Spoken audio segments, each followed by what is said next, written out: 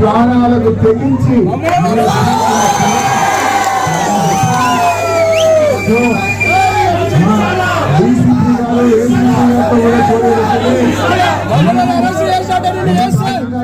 ప్రజాప్రతినిధులుగా తెలంగాణ తెచ్చిన పార్టీగా లా అండ్ ఆర్డర్ మెయింటైన్ చేయాలని మేము సహకరిస్తా ఉన్నాం. గణేష్ పండుగను దృష్టిలో పెట్టుకొని మేము సహకరిస్తా ఉన్నాం.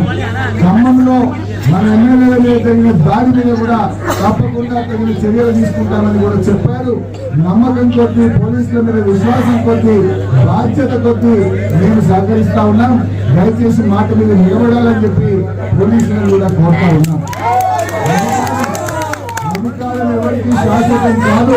అధికారం అనేది ఇవాళ వాళ్ళ దగ్గర ఉండొచ్చు, రేపు మా దగ్గర ఉండొచ్చు.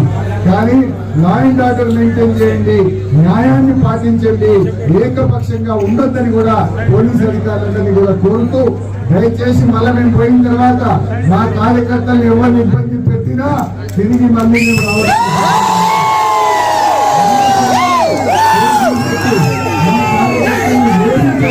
మా కార్యకర్తలను ఇబ్బంది పెడితే మేము మా ప్రాణాన్ని అర్థం చేస్తామని కూడా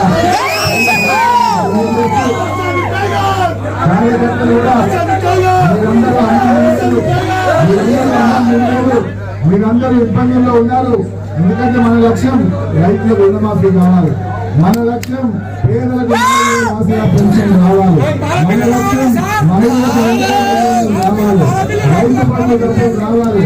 దాని మీద పోరాడదాం, దాని మీద ప్రభుత్వం మీద గట్టిగా పోరాడి ప్రజలకు మేలు జరిగే విధంగా చేద్దాం. సో దయచేసి అందరూ కూడా సంయమనంగా మీ ఇళ్లకు వెళ్ళాలి. డిఎస్పీ గారిని, పోలీసులకు కూడా మనవి, జిల్లాలో కూడా మా కార్యకర్తలను బయలుదేరి చేస్తున్నారట. అలాంటి